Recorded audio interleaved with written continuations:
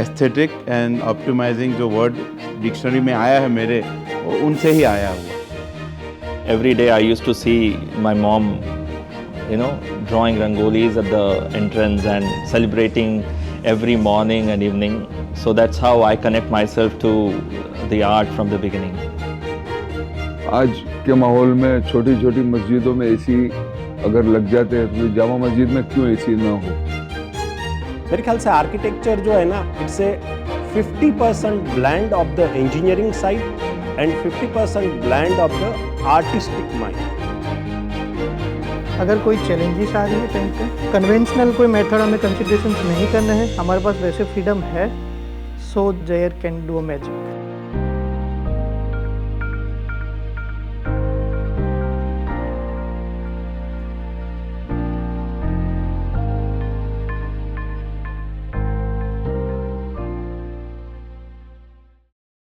ऐसा बात करें तो ये हॉस्पिटल में जैसे आप बता रहे हैं कि क्या स्पेसिफिक आपने आपकी प्रीवियस 3 हॉस्पिटल से क्या नया किया, क्या नया सीखा।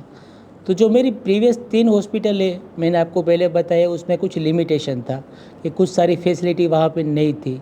वो इनिशियल प्रोजेक्ट हमारा था 2012 में, तो जैसे एसी है या लाइटिंग है या प्लम्बर है, ये सारी चीज़ में कहीं ना कहीं हमारा प्रॉब्लम था। खास करके हमारा जो डिपार्टमेंट होता है CSSD, जहाँ पे पूरा स्टरीलाइजेशन होता है इंस्ट्रूमेंट का, और जिससे पेशेंट को इन्फेक्शन कम लगे और पेशेंट का रिज़ल्ट अच्छा आए।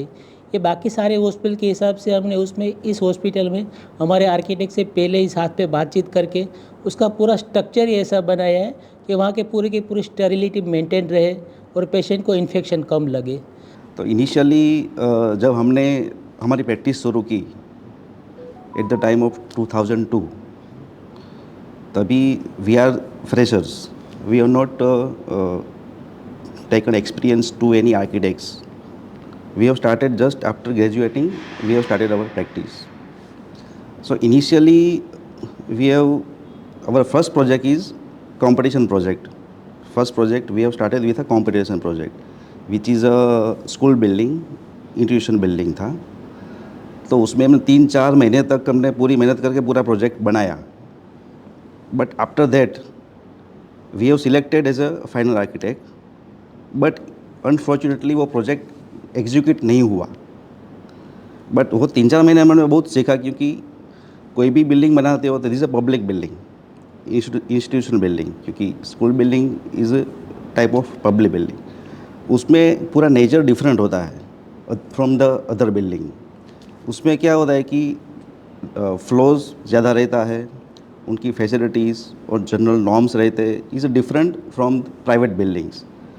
तो वो बिल्डिंग बनाने के बाद हमें ऐसा लगा कि हमें इसमें इंटरेस्टिंग ये लगा कि वो पूरी जर्नी 3-4 महीना हमने निकाली, क्योंकि कॉलेज में क्या रहता है कि एक ड्रीमलैंड जैसा थोड़ा सा माहौल रहता है, पर अभी तो एक्चुअल हो रहा है. तो उसमें हमने जो प्लानिंग किया उस हिसाब से हमें ऐसा लगा कि this is a interesting topic, public building.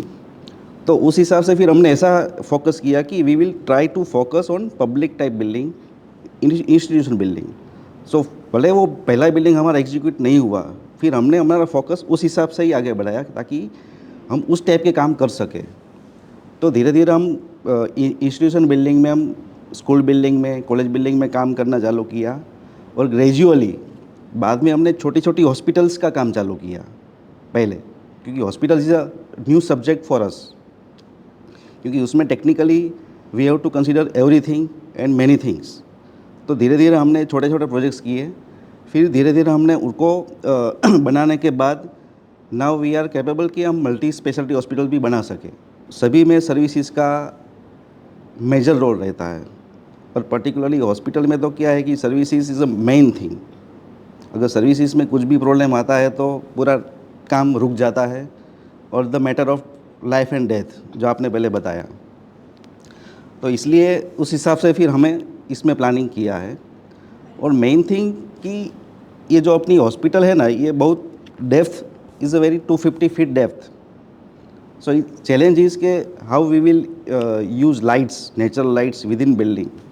So we have given OTS, skylights, so that we can penetrate lights within building area, because 250 feet width and 80 feet 250 feet length and 80 feet width. So main challenge ये थी, and उस हिसाब से फिर हमने जो भी departments थे उनको ऑर्गेनाइज करके और जो सर की रिक्वायरमेंट थी उस हिसाब से हमने अंदर सेट किए। हॉस्पिटल बिल्डिंग में क्या रहता है कि मेजर 2 डिविजन्स रहते हैं। एक तो ओपीडी एंड प्रोसीजर एरियाज़, जहाँ पे हर रोज़ काफ़ी लोग आते हैं, ट्रीटमेंट लेते हैं या कंसल्टिंग करते हैं फिर जाते हैं। Procedure areas means OT, ICU, and दूसरा रहता है इंडोर डिपार्टमेंट, वहाँ पे स्टे करते हैं। समझो ओवरनाइट स्टे करना होता है तो दैट इज़ इंडोर। सबसे मेन चीज़ कि उनका कनेक्शन कैसे करना है, और दूसरी बात ओपीडी एरियाज और प्रोसीजर एरियाज़ पे क्या रहता है कि उसमें भी public area, semi critical areas and critical areas, वो bifurcation is very important for hospital.